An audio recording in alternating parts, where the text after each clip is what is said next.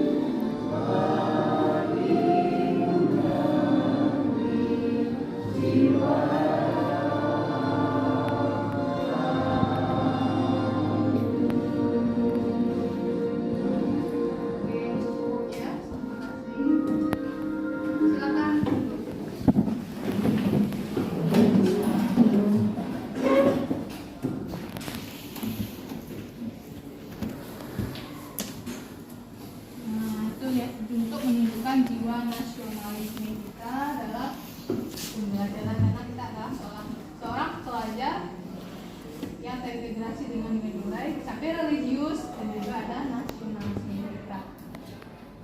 Nah, sekarang kita masuk lagi untuk pembahasan kita. Kemarin sudah belajar tentang apa? Tentang konflik. Oke, bagus. Kalau saja kita bahas kemarin. Ingat, ada pengertian konflik, apa lagi? Ciri-ciri konflik dan tahap perkembangan konflik. Oke.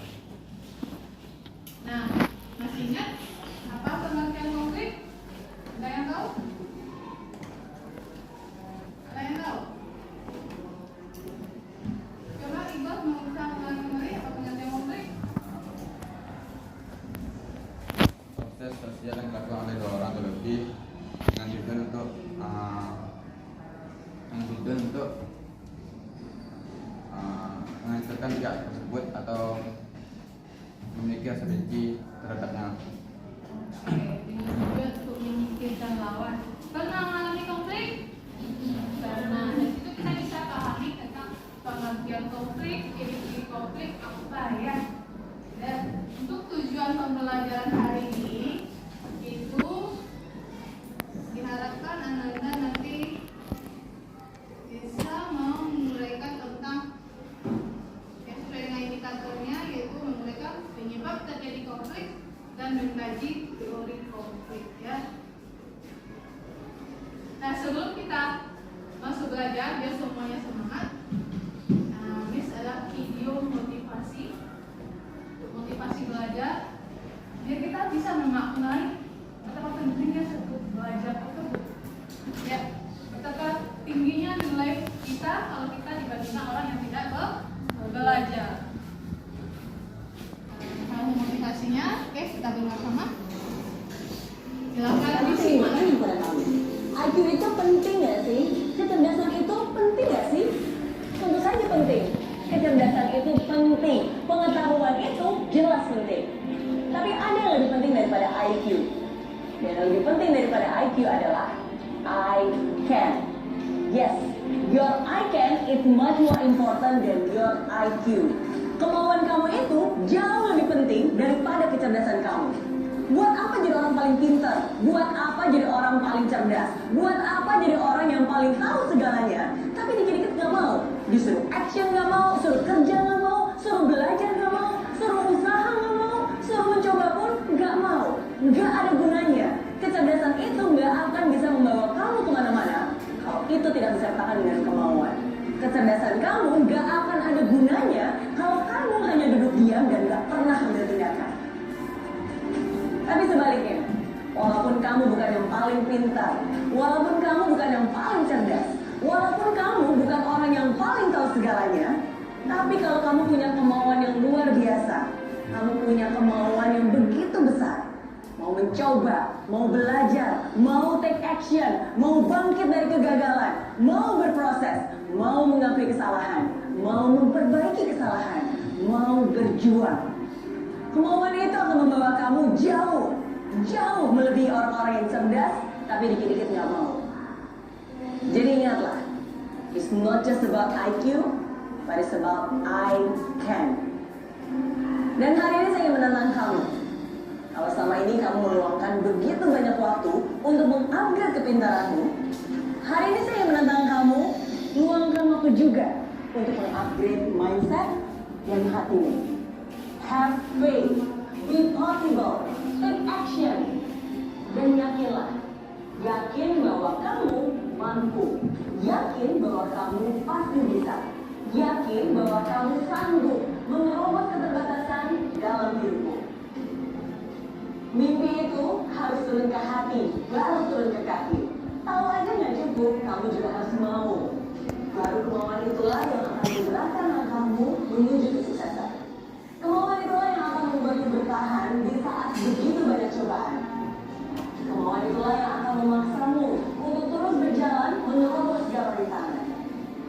Dan kemauan itulah yang akan membawamu meraih kemenangan.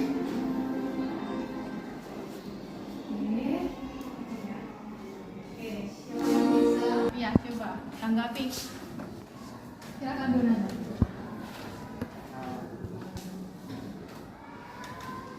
Kita harus mampu dengan keadaan kita sendiri, tidak boleh pantang menyerah, kita harus tetap optimis.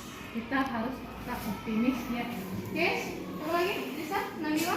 Ya silakan coba tanggapi dari video tadi. Ya, sampaikan aja. Boleh terus silakan. Belum belajar kalau silakan. Bahwa IQ itu bukan segalanya, yang segalanya itu adalah kita yakin kalau kita itu bisa. Iya, IQ itu tidak menjamin itu segalanya, jadi kita yakin kita bisa. Coba di sebelah sana, silakan Karena tidak menjamin kesuksesan. Kesuksesan itu dilakukan karena adanya usaha dari dalam diri kita sendiri. Iya. Nah, dari video tadi dapat kita ambil bahwa kecerdasan dan IQ yang tinggi tidak menjamin kita sukses. Apa yang menjamin? Harus ada kemauan. Siapa itu ini? Misalnya yang terkenal seperti Einstein itu kan sebenarnya dia punya kemauan, sehingga apapun ide-ide dia itu kadang dianggap tidak masuk akal. Namun ternyata sekarang dia kenal kan, punya kemauan. Kemudian ada juga orang yang penemu aqua gelas pertama kali itu, walaupun dia tidak cerdas, ya, tetapi nyatanya dia punya kemauan, malahan hasil karyanya sempat diomongkan. Siapa lagi? Ada yang apa nama buka usaha KFC itu, kita tidak pernah baca ceritanya. Berapa kali dia mengalami kegagalan? Berarti dia bukan orang cerdas kan? Di umur 60 tahun saja baru dia berhasil sukses sekarang dengan usahanya. Berarti di situ kita lihat karena adanya kemauan.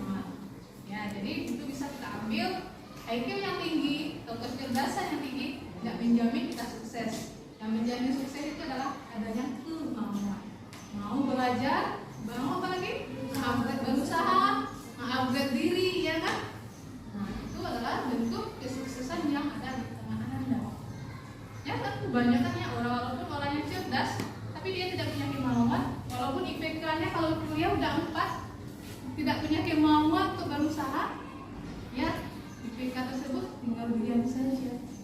Tapi walaupun IPK-nya di bawah 3, tapi dia punya kemauan, bikin usaha, akhirnya lama-lama sukses. Nah dari situ kita belajar ya. Oke, itu bentuk motivasi. Misalnya semuanya walaupun umurnya sudah pintar rasanya, tetaplah terus belajar. Karena belajar itu adalah sepanjang hayat, ya kan? Kalau dalam Islam apa? Ada yang tahu hadisnya? Buku ilmu walau isim, tentulah ilmu walau ke negeri Cina. Tentulah ilmu mulai dari ayunan sampai keliling lahar.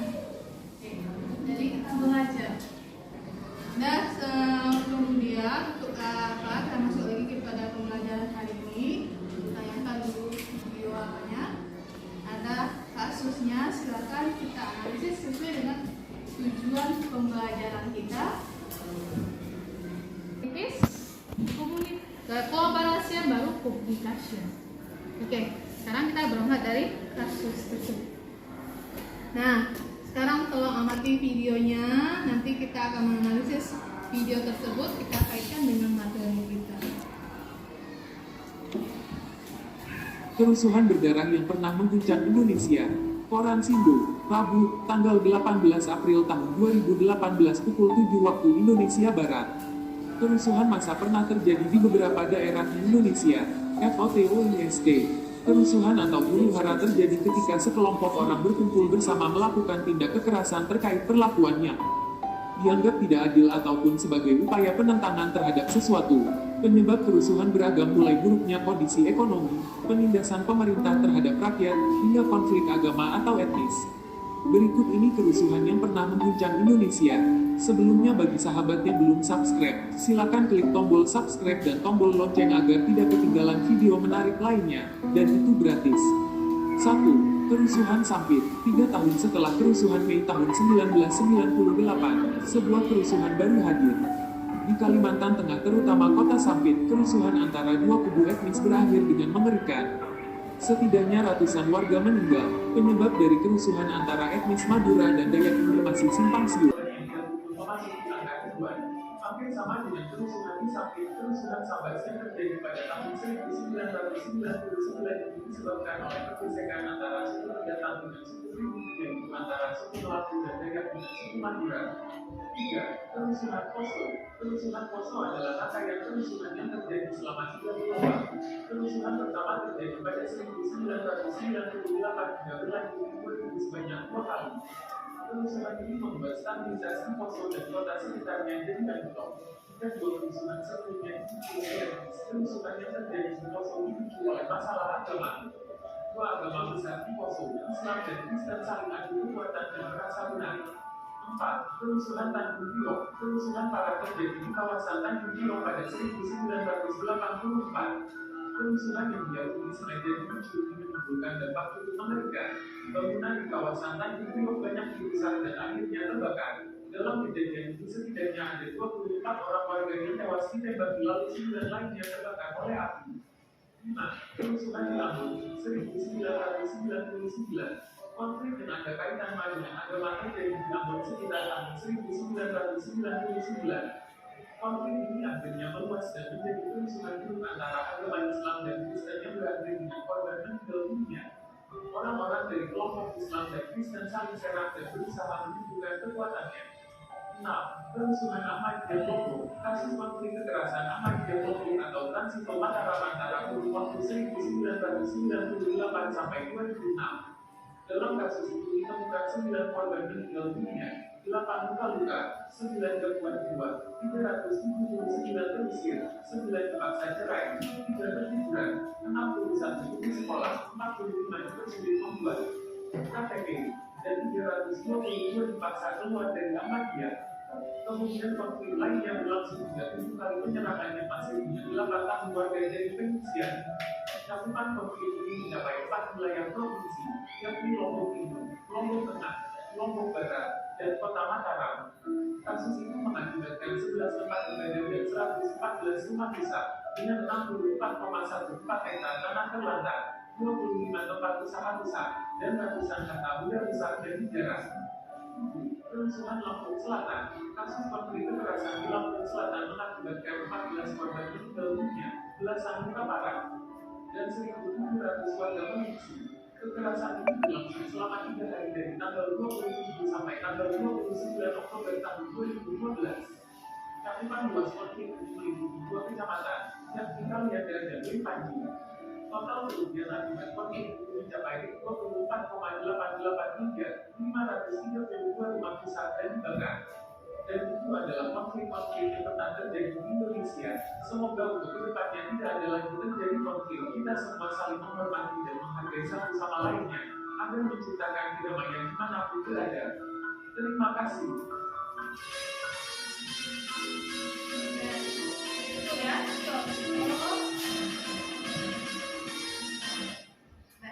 oke, apa yang Anda lihat dari video tadi? Apa? Konflik. Nah, kira-kira dari konflik itu apa penyebabnya? Salah paham. Apa lagi? Dari konflik itu apa yang selain dari salah paham apa lagi? Hah? Tidak mau kalah. Apa lagi?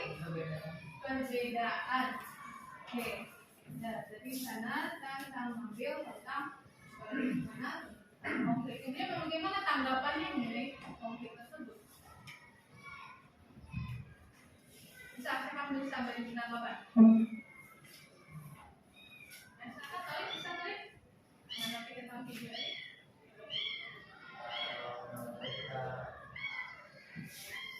Ya. Sosial pun banyak jadi karena salah satu siswa atau salah satu agama merasa lebih baik dari siswa atau agama lain. Jadi kita harus saling menghargai antara satu dan agama lainnya, dan yang merasa paling tinggi antara satu sama lain. Oke, si anak yang silakan gimana tanggapan mengenai video tadi? Bisa tanggapannya?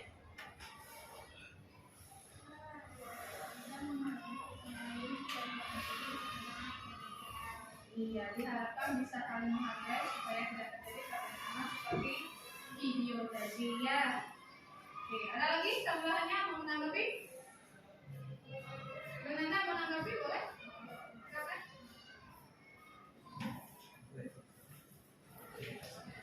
Zanti boleh menanggapi?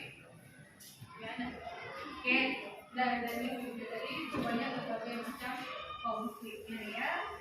Nah, sesuai dengan materi kita, dengan tujuannya kita ingin mencari faktor penyebab dan teori-teori yang berkaitan dengan konflik tersebut. Nah, sebelum kita mengaitkan dengan materi, silakan Anda cari sumbernya di internet atau baca dulu materinya. Ya, setelah itu baru kita akan membahas tentang permasalahan konflik yang lebih lanjut. Silakan, diskusi waktunya. Lebih dari sekarang, cari sumber belajarnya dulu. Sumber materi hari ini, yaitu faktor penyebab konflik dan teori konflik. Silakan.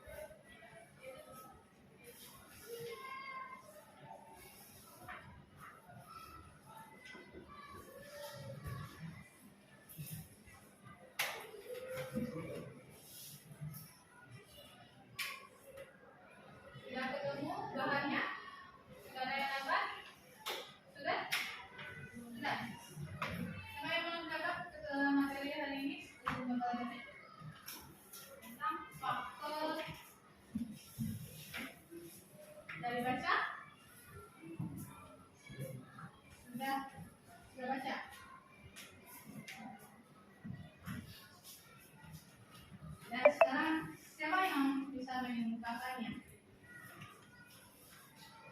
Yuk. Kalau sudah ada yang baca, silakan buka nggak? Nah ini siapa yang aktif nanti kasih poinnya ya. Siapa yang aktif dalam KBM hari ini?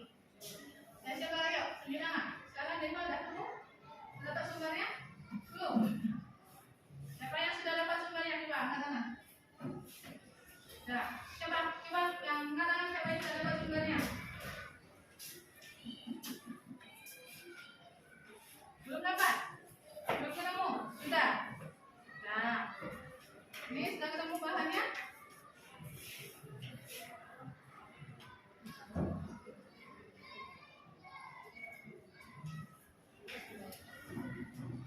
Sudah dapat, Ben? Bahan materinya siapa?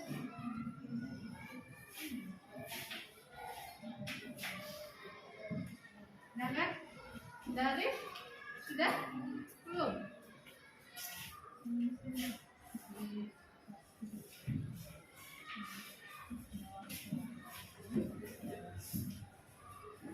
Dan siapa yang sudah bisa yang sudah dapat silahkan sampaikan. Ayo. Ini sudah dapat? Sudah?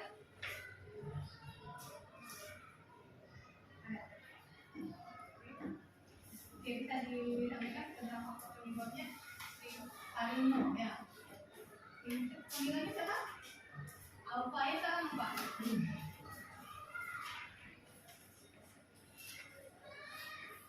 Jadi dari konflik bisa solusi. Menurut teori tadi, teori konflik ada tiga. Yang pertama ada teori konflik kompleks. Teori kompleks dari masyarakat sebagai hal yang ketimpangan atau inequalitas yang dapat memicu konflik dan relasi sosial. Marx menilai konflik di masyarakat berkaitan dengan adanya perubahan pasar dan migrasi. Di teori Marx, konflik kelas dipicu oleh perkembangan kepentingan ekonomi. Selain itu, setidaknya ada 4 konflik dasar dalam teori ini. Pertama, ada struktur kelas di masyarakat. Kedua, kepentingan ekonomi yang saling bertentangan di antara kelas yang berbeda. Ketiga, adanya pengaruh besar dilihat dari kelas ekonomi terhadap daya hidup seseorang. Keempat, adanya pengaruh dari konflik kelas terhadap perubahan struktur sosial. Teori kedua adalah teori konflik Lewis-Nicholson. Lewis-Nicholson menilai konflik yang memiliki fungsi positif jika bisa dikelola dan diekspresikan sebagai sosiologi konflik Lewis-Nicholson mempelajari sosiologi konflik pragmatis atau multidisipliner yang digunakan untuk mengelola konflik dalam perusahaan maupun organisasi pendidikan. Lewis meyakini keberadaan konflik tidak atas bersifat disfungsional. Oleh karena itu, keberadaan konflik dapat memicu suatu bentuk reaksi dan memunculkan energi yang bersifat positif. Selain itu, dengan adanya konflik juga dapat menggerakkan anggota kelompok yang terisolasi menjadi netral aktif dalam aktivitas kelompoknya. Yang ketiga, ada teori konflik Roth dan Randolph. Menurut Roth, konflik hanya muncul melalui relasi sosial dalam sistem. Maka itu konflik ini tidak mungkin melibatkan individu maupun kelompok yang tidak terhubung dalam sistem. Dalam pandangan Randolph, konflik dalam kepentingan menjadi sesuatu yang tidak melibatkan dari relasi antara penduduk kota dan mereka sebagai bangsa. Oke, makasih Allah. Ada lagi faktor itu adalah teori-teori konflik. Yang pertama apa? Dan siapa tadi ditemukan? Nah, sekarang ada yang faktor penyebabnya. Coba Suci. Faktor penyebabnya sudah dapat bahannya? Sudah baca? Belum? Di siapa? Ya, silakan dulu.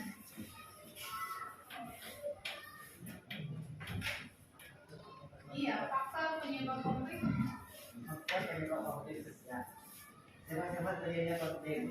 Satu, perbedaan antara individu karena perasaan pendirian pendapat. Dua, bentrokan kepentingan baik ekonomi maupun fisik. Tiga, perubahan sosial dalam masyarakat dapat mengubah manusia sehingga menimbulkan perbedaan pemikiran.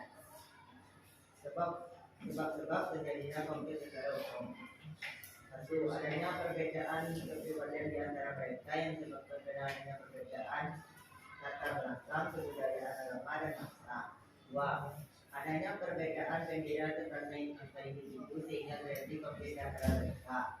Tiga, adanya perbedaan kepentingan di antara individu atau kelompok. Empat,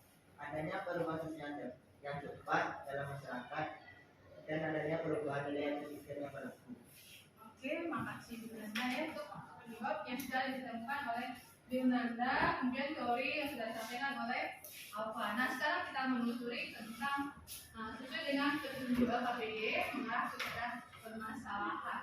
Nah, ini kita bentuk kelompok 4 kelompok. Ya, satu kelompok bisa 5 orang ya, 4 atau 5. Silahkan bentuk kelompok. Boleh baris saja, boleh. Nah, tapi 5 ya. Kita ada berapa orang semuanya? Silakan bentuk kelompok 5. Nah, ini ke depan gabungnya. Yang belakang silakan berdiri gambar depan. Ya, ambil posisinya di sini. Bentuk kelompoknya. Ya, silakan bentuk kelompok. Kemudian di sini silakan ngomong. Saya apa?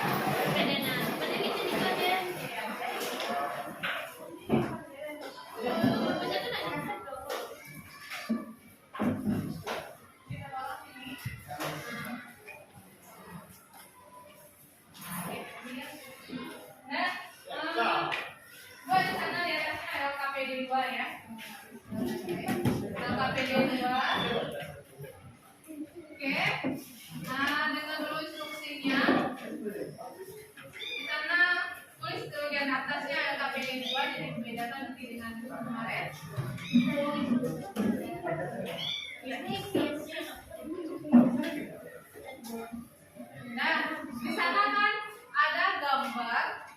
Coba kita analisis dulu gambarnya.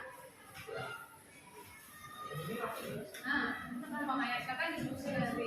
Nah, itu kelompok 1, kelompok 2, 3, dan 4. Kelompok 1 nanti dianalisis tentang gambar 1, kelompok 2 gambar 2, kelompok 3 gambar 3 ya, kelompok 3 ya. Kemudian kelompok 4 gambar 4. Nah, setelah nanti dianalisis gambar ini, kaitkan lagi dengan kasus atau cerita pengalaman anak-anak kemarin.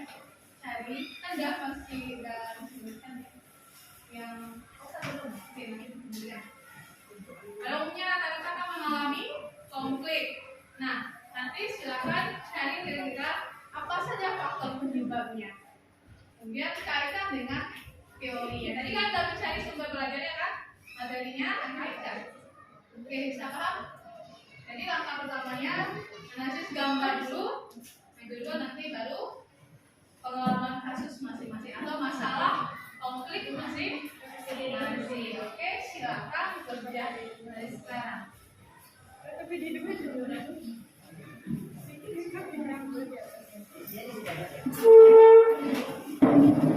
Sesuaikan dengan kelompok ya. Kemudian yang kasusnya nanti, terus kamu kasih pengalamannya sama. Jadi ada oke, silakan.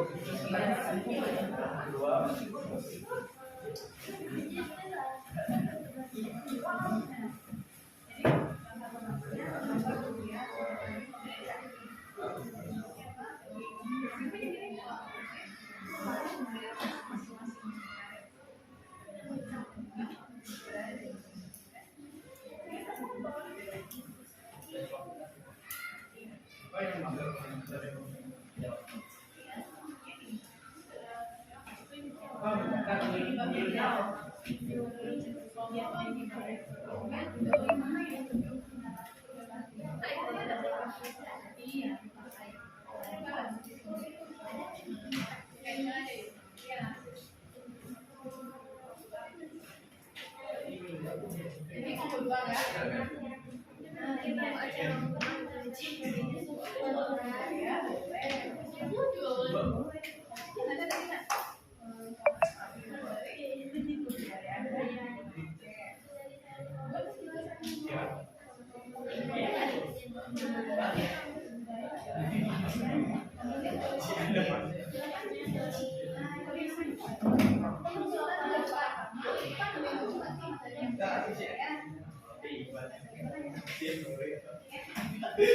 Ini paham teorinya?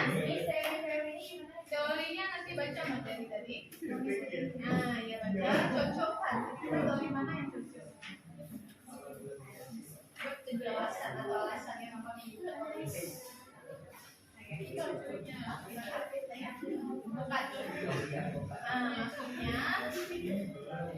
coba ini apa ini?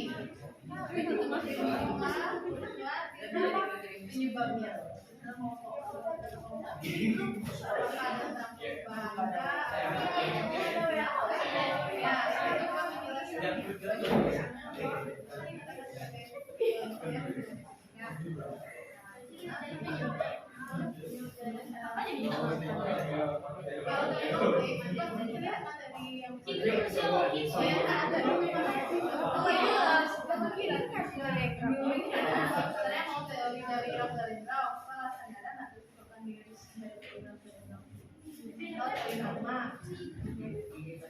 Nilai ini nanti kembali kasus masing-masing. Tadi kan dalam itu beberapa oke dialami. Misalnya Junanda kopinya tadi dari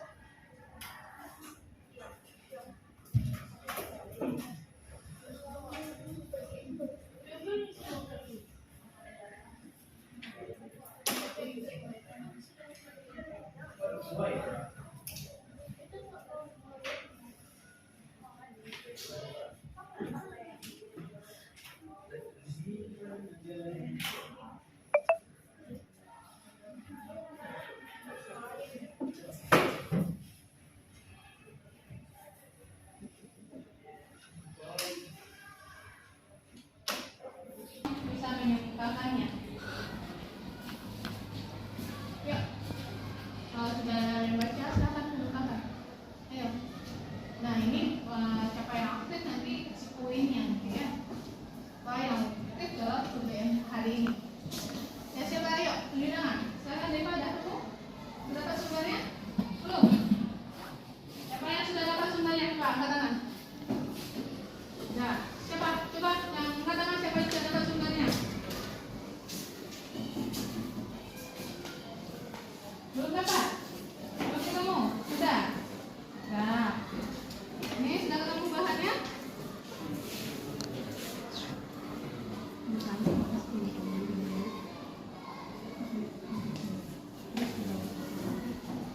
Sudah dapat, Bin? Banyak tadi instruktur.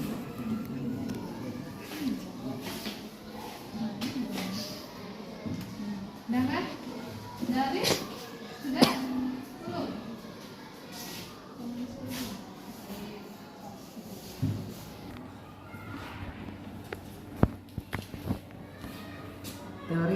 Teori konflik dan sosiologi.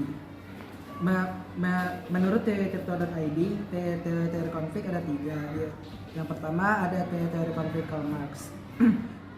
Teori Karl Marx melihat masyarakat sebagai arena ketimpangan atau inequality yang dapat memicu konflik dan perubahan sosial. Marx menilai konflik di masyarakat berkaitan dengan adanya kelompok yang berkuasa dan dikuasai. Di teori Marx, konflik kelas dipicu oleh pertentangan kepentingan ekonomi. Selain itu, setidaknya ada 4 konsep dasar dalam teori ini. Pertama, ada struktur kelas di masyarakat. Kedua, kepentingan ekonomi yang saling bertentangan di antara kelas yang berbeda. Ketiga, adanya pengaruh besar dilihat dari kelas ekonomi terhadap gaya hidup seseorang. Keempat, adanya pengaruh dari konflik kelas terhadap perubahan struktur sosial. Teori kedua ada teori konflik Lewis E. Coulter. Lewis Coulter menilai konflik memiliki fungsi positif jika bisa dikelola dan diekspresikan sewajarnya. Sosiologi konflik Lewis Coulter mempengaruhi sosiologi konflik pragmatis atau multidisipliner yang digunakan untuk mengelola konflik dalam perusahaan maupun organisasi modern lainnya. Coulter meyakini keberadaan konflik tidak harus bersifat disfungsional. Oleh karena itu, keberadaan konflik dapat memicu suatu bentuk interaksi dan memicu konsekuensi yang bersifat positif. Selain itu, dengan adanya konflik juga dapat menggerakkan anggota kelompok yang terisolasi menjadi berperan aktif dalam aktivitas kelompoknya. Terus yang ketiga ada teori konflik Ralph Dahrendorf. Menurut Ralph, konflik hanya muncul melalui relasi-relasi sosial dalam sistem. Maka itu konflik ini tidak mungkin melibatkan individu maupun kelompok yang tidak terhubung dalam sistem. Dalam pandangan konflik kepentingan menjadi sesuatu yang tidak terhindarkan dari relasi antara pemilik kekuasaan dan mereka yang tidak berkuasa. Oke, makasih Allah. Ada lagi faktor itu adalah teori-teori konflik. Yang pertama apa? Dari siapa tadi ditemukan? Karl Marx. Nah, sekarang dari yang faktor penyebabnya. Coba kunci. Faktor penyebabnya sudah dapat bahannya? Sudah baca? Belum? Di siapa? Ya, silakan dulu Nanda.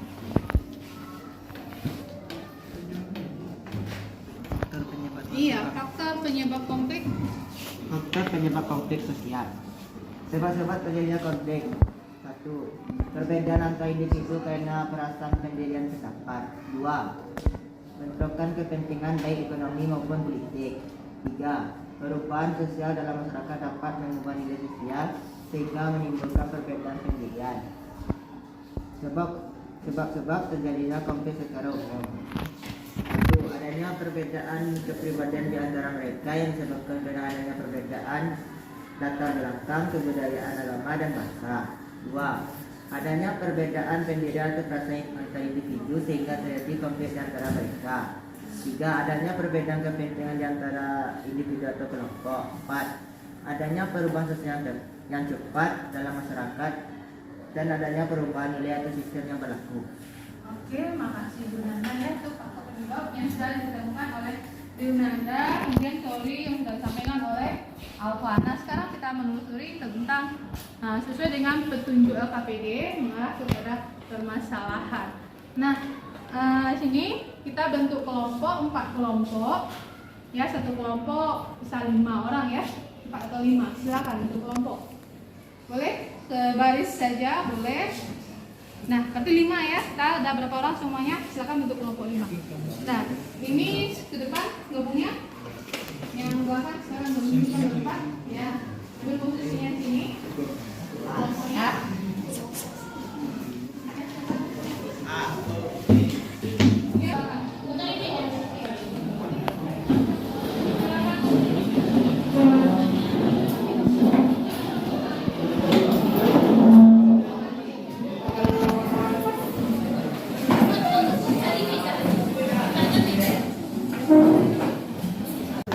Ini berapa orang ini? 16. Nah, gue di sana di atasnya LKPD 2 ya. LKPD 2. Oke. Nah, dengar dulu instruksi diskusinya nanti. Nah, itu kelompok 1, kelompok 2, 3, dan 4. Kelompok 1 nanti menganalisis tentang gambar 1, kelompok 2 gambar 2, kelompok 3 gambar 3 ya, gambar 3 ya. Kemudian kelompok 4 gambar 4. Nah, setelah nanti dianalisis gambar ini, kaitkan lagi dengan kasus atau cerita pengalaman anak kemarin. Cari, kan masih udah disebutkan yang usah belum, oke nanti kemudian. Pada umumnya rata-rata kan mengalami konflik. Nah, nanti silakan cari kira-kira apa saja faktor penyebabnya. Kemudian kaitkan dengan teorinya. Tadi kan kita mencari sumber belajarnya kan, materinya kaitkan. Oke, bisa paham? Jadi langkah pertamanya analisis gambar dulu. Yang kedua nanti baru pengalaman kasus masing-masing atau masalah konflik masing-masing. Oke, silakan bekerja dari sekarang.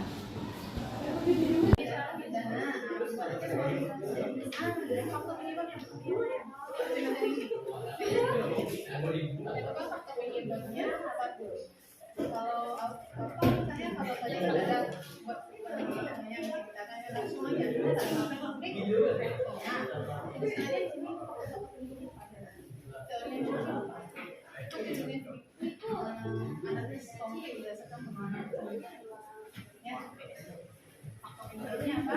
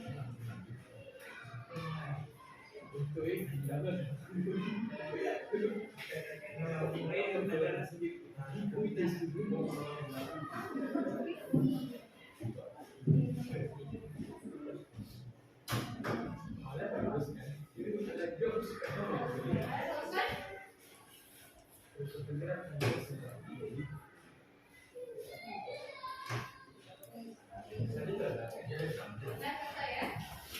Kelompok 1 sudah selesai. 2 sudah selesai. Kelompok 3 sudah selesai.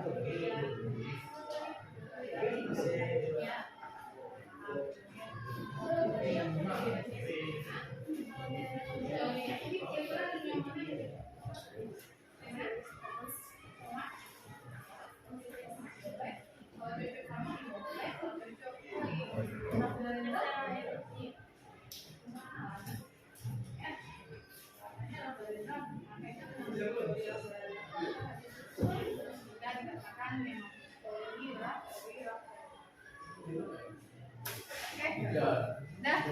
Paper 1 sudah, 2 sudah. Sudah ya.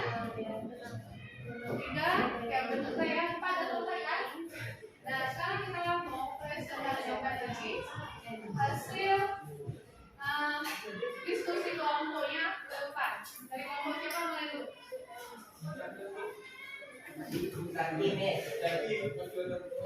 Kelompok Bapak mulai dulu.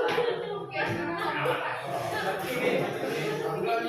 Dan cara presentasinya, presentasikan satu moderatornya, ambil 2 orang yang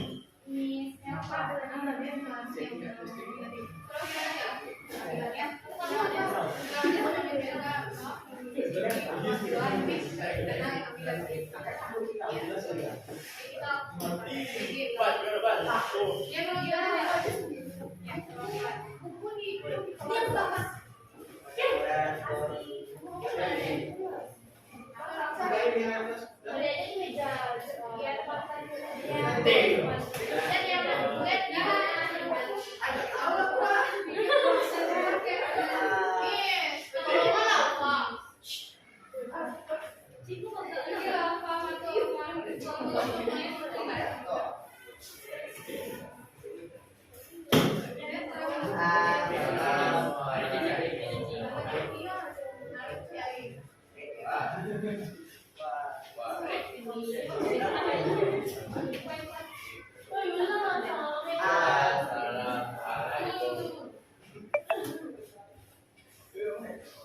Mata ulama.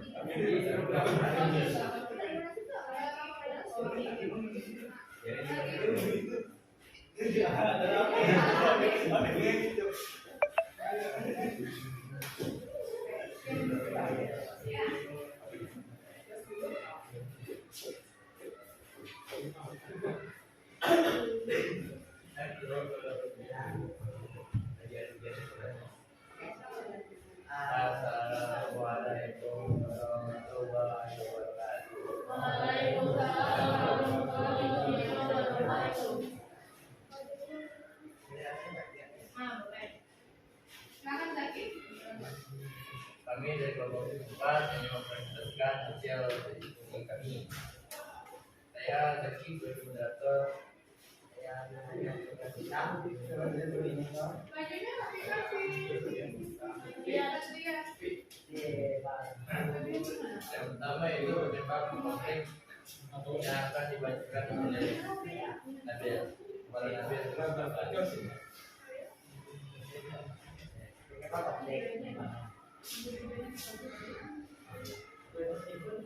Nah, bisa lakukan bajunya dulu.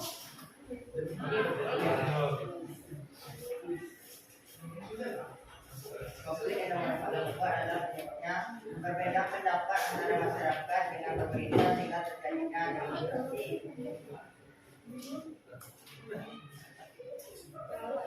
Terima kasih kepada Nabil dari konflik yang dibacakan oleh Adli. Suaranya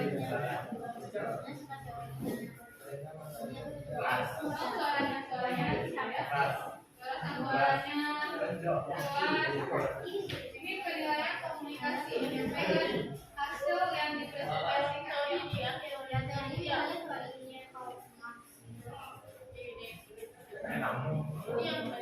Dari konflik menurut teori konflik sejarah masyarakat tidak lepas dengan adanya konflik yang akan menyebabkan perpecahan atau disintegrasi dan menghasilkan perubahan yang ada di kehidupan masyarakat.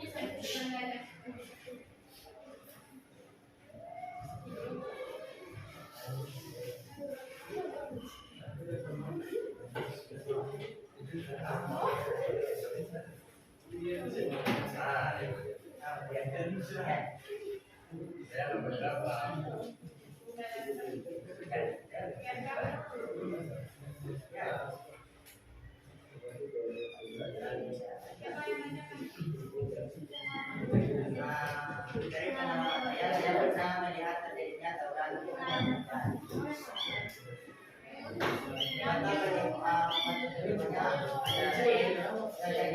terjadinya paham saling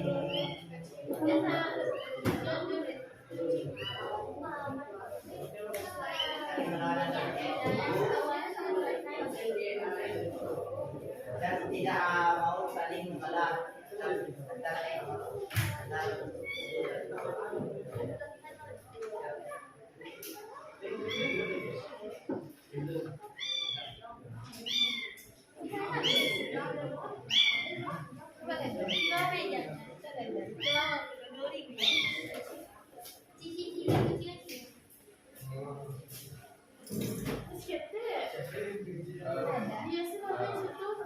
dari komunikasi menganggap fenomena tawuran merupakan bentuk aliansi atau keterasingan yang dialami oleh individu terhadap yang bersamanya. Perubahan intensitas akibat berkembangnya proses kepentingan bahkan tidak terjadi.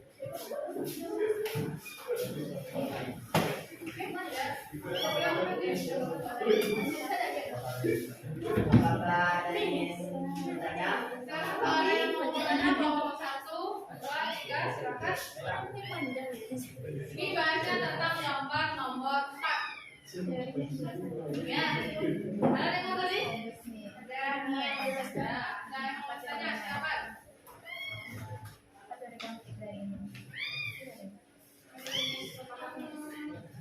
Apa yang sampaikan? Ada yang tanya? Ya, gambar nomor 4. Gambar apa nomor 4? Gambar tawuran. Tawuran apa saja kira-kira faktor penyebabnya? Kesenjangan, perbedaan kepentingan di sana. Tawuran itu atau demo? Bentrokan. Ya, berarti di sana ada perbedaan kepentingan. Ya. Oke.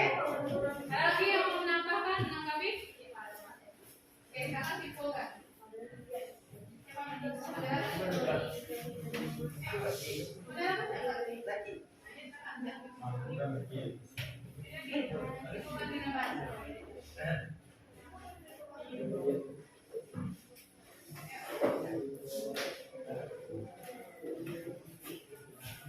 Dari gambar dan status.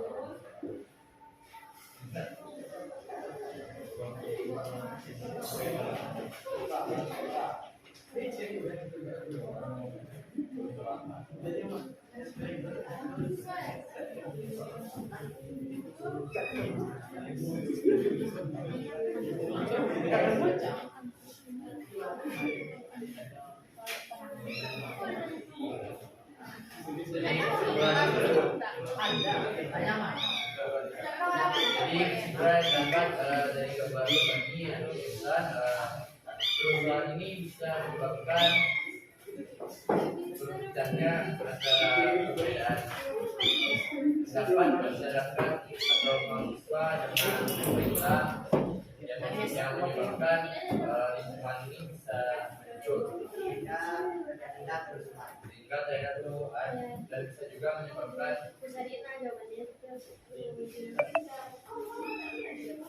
korban yang bisa meninggal dunia.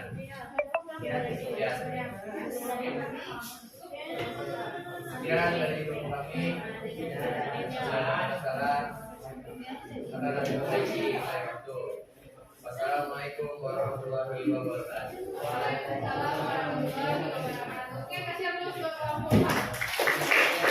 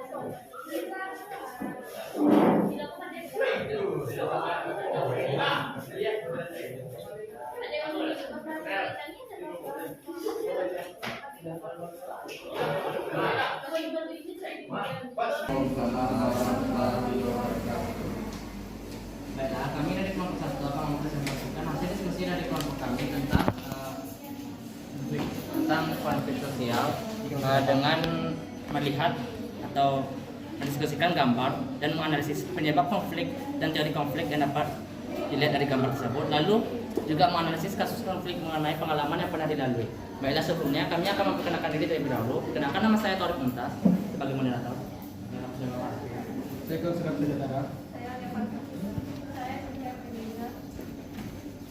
Baiklah, untuk penyebab konflik akan dijabarkan oleh Cynthia Ramadhani. Kepada Cynthia, dan silakan.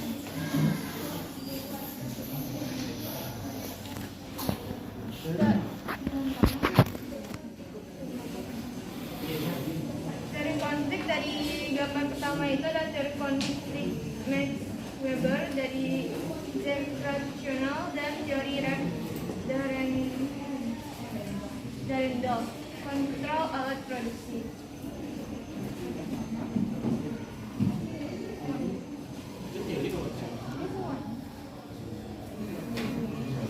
Halaman yang pernah dilalui akan dibacakan oleh Kausar. Pada Kausar dipersilakan.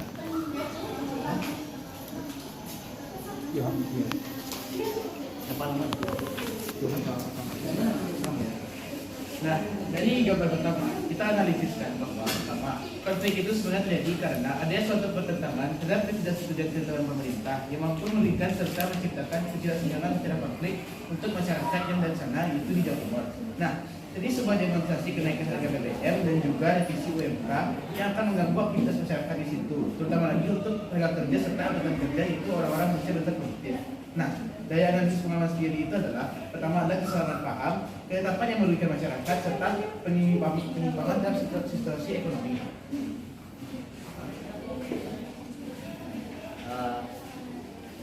Baiklah, sekian dari kelompok kami. Apakah ada yang ingin ditanyakan dari kelompok lain?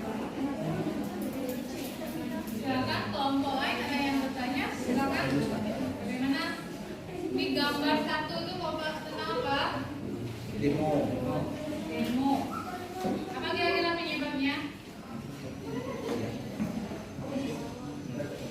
Penyebab demo apa?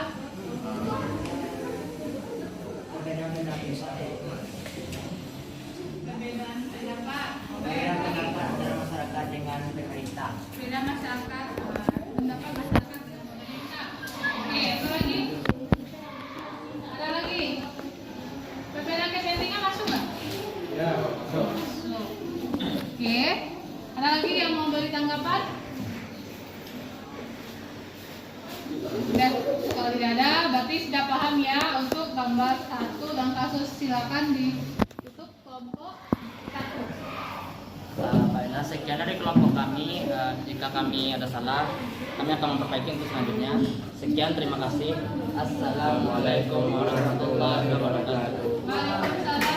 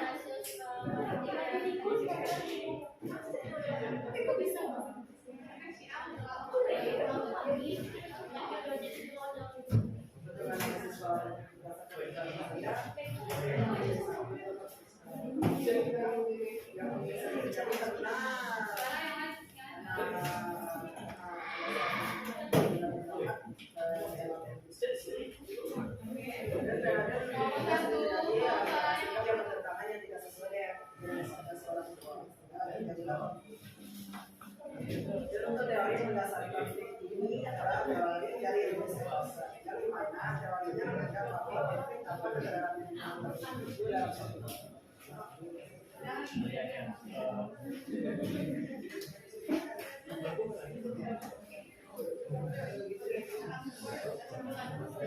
Kesimpulan dari tes kesimpulan dari gambar tersebut adalah mereka tidak mau suku mereka itu bersama-sama mereka itu bersama-sama dan terjadilah pertentangan antara pihak satu dan pihak lain. Ya, oke, terima kasih kelompok 2. Sekian dari kami, mohon maaf apabila ada kesalahan atau kata-kata yang tidak enak. Wabillahi taufiq wal hidayah. Wassalamualaikum warahmatullahi wabarakatuh.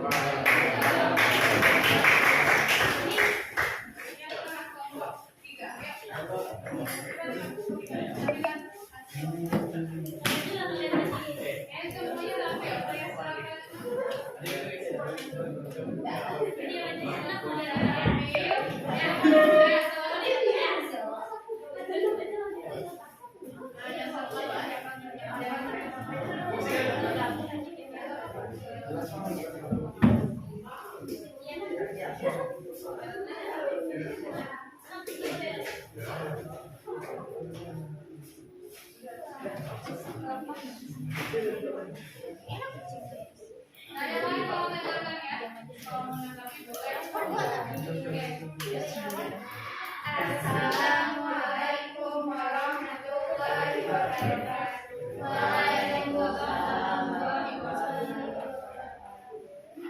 Perkenalkan, kami dari kelompok 3 ingin mempresentasikan hasil diskusi kami. Saya Nabila Mantapti sebagai moderator. Sebagai moderator.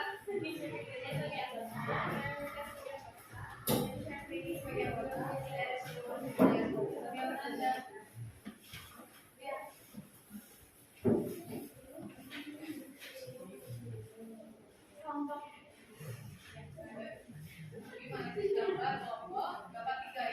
kami mempresentasikan gambar 3 yang dimana penyebab konfliknya adalah terjadinya kesalahpahaman antara dua orang tersebut. Penyebabnya bisa terjadi karena perbedaan pendapat. Dari konfliknya Thomas Hobbes.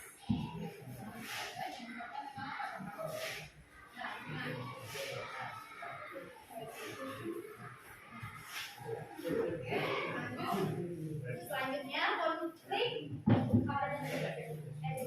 konflik yang pernah kami yang pertama adalah perbedaan pendapat. Perbedaan pendapat ini terjadi antara saya dan teman. Kedua, kesalahpahaman terjadi karena kesalahpahaman itu terjadi karena saya dan teman.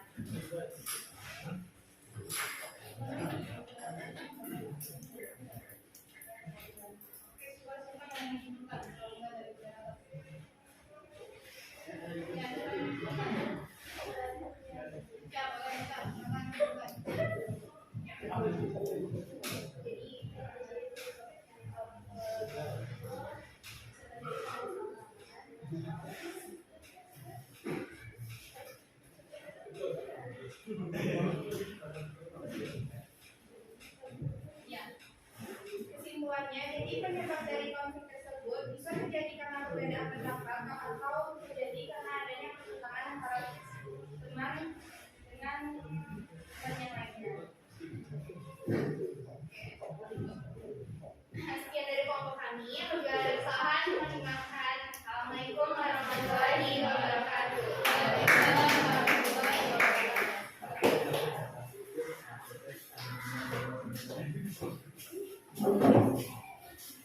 Oke, semuanya. Dan kasih aplaus buat kita semua.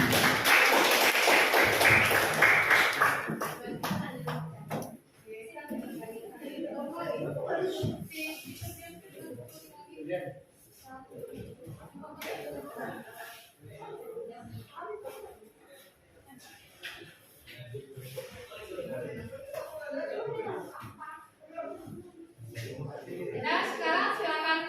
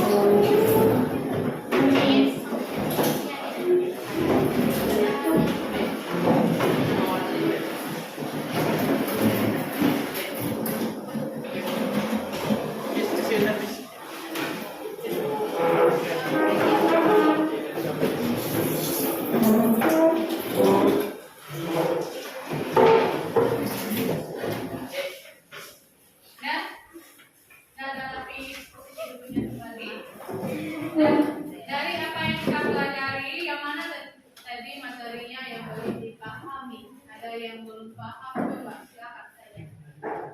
Silakan kalau ada yang bertanya. Ada yang belum paham, ada faktor penyebabnya dari teori-teori konflik sosial, mana yang belum paham? Ayo silakan tanya. Sudah paham semuanya? Sudah. Oke, sudah paham semuanya. Kita sedang menyimpulkan lagi ya. Menyimpulkan tentang materi.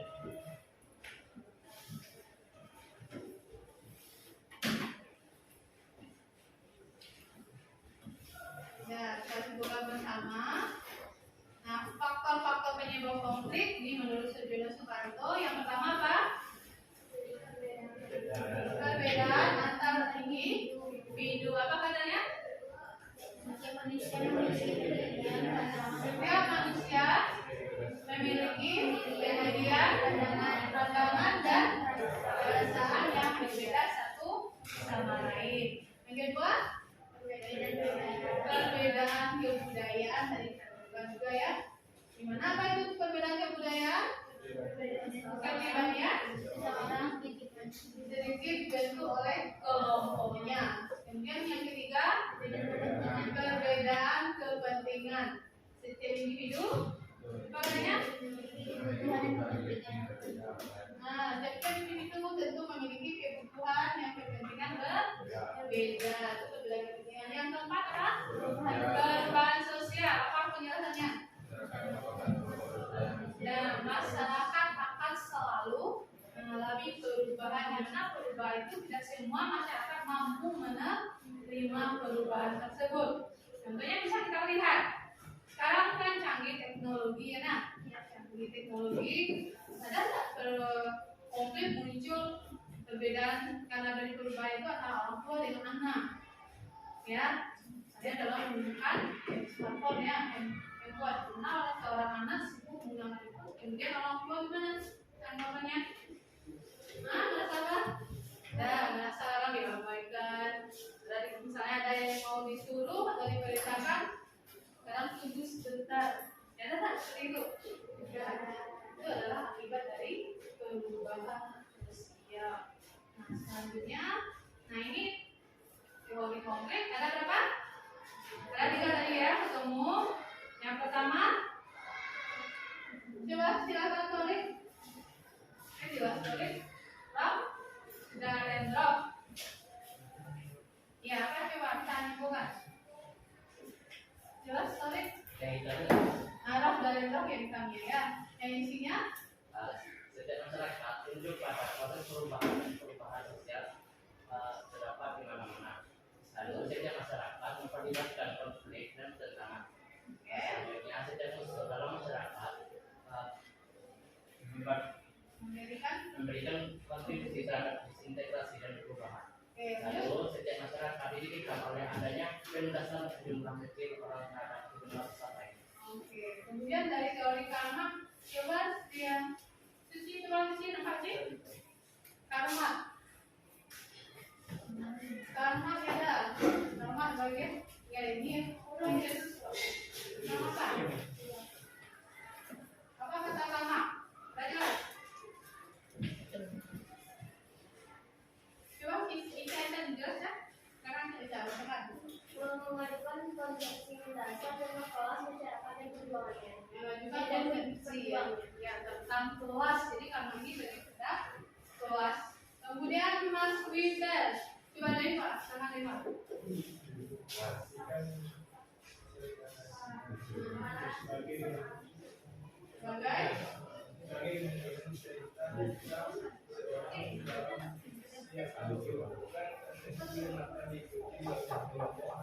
Iya, maksudnya di sini dimana dia mempertahankan posisi atau status quo. Ya, seperti kita lihat kasus konflik Jokowi. Kalau mau satu periode lagi apa yang akan terjadi? Konflik. Ya, dimana dia ingin mempertahankan kekuasaannya kembali. Jadi konflik itulah pandangan dalam Oke, itu kesimpulan yang bisa kita ambil untuk materi hari ini. Ada yang belum paham? Silakan. Kalau ada yang belum paham boleh bertanya.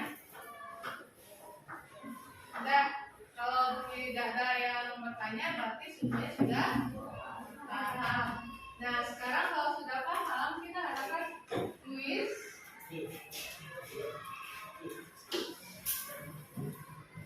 Kita menggunakan kuisnya dari Quizizz ya.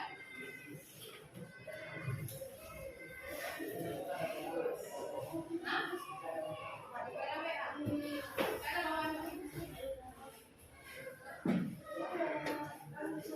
dan silakan handphonenya saya pakai handphone semuanya. Ya. Bismillah.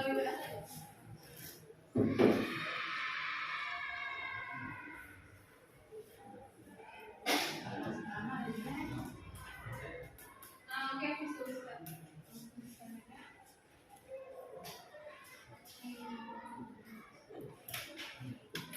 Tuliskan saja ya.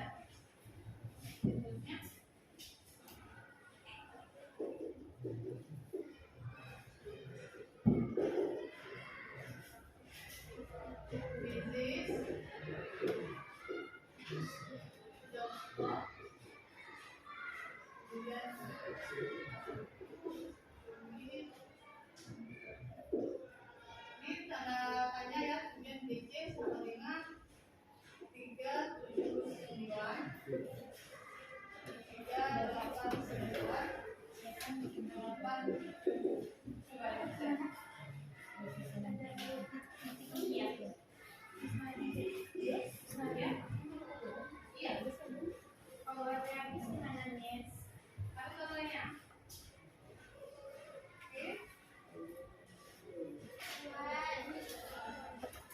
Coba masuk sekali lagi gitu, siapa yang bisa masuk?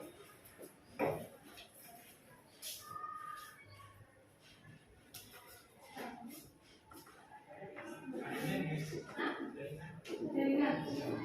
Siapa yang bisa masuk?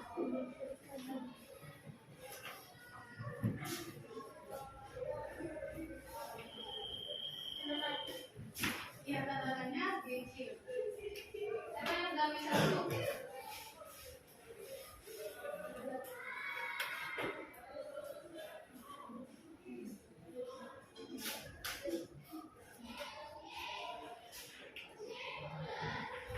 Ya, bisa masuk?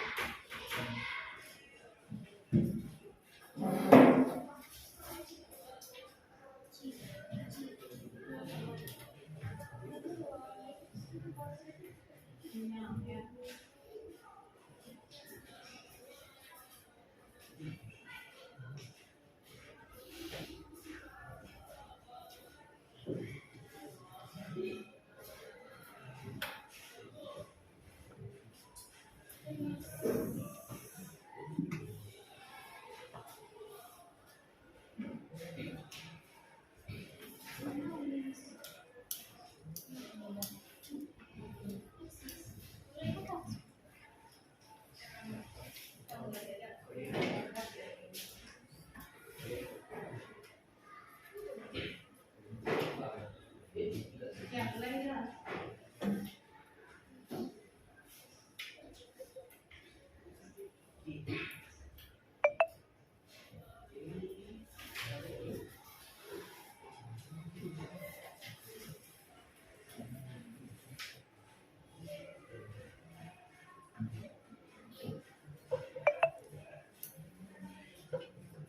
Dan selesai? Ya, berarti sudah selesai semuanya. Ya, oke, untuk pembelajaran hari ini kita dasarnya dari bagaimana kegiatan proses dari awal sampai akhir, bagaimana rasanya dalam pembelajaran hari ini. Bagaimana? Lumayan, asik. Apa lagi? Bagaimana rasanya dalam pembelajaran hari ini? Luar biasa ya, semangat semuanya ya, semuanya aktif. Oke, karena waktu kita juga sudah habis pembelajaran hari ini, semoga bermanfaat.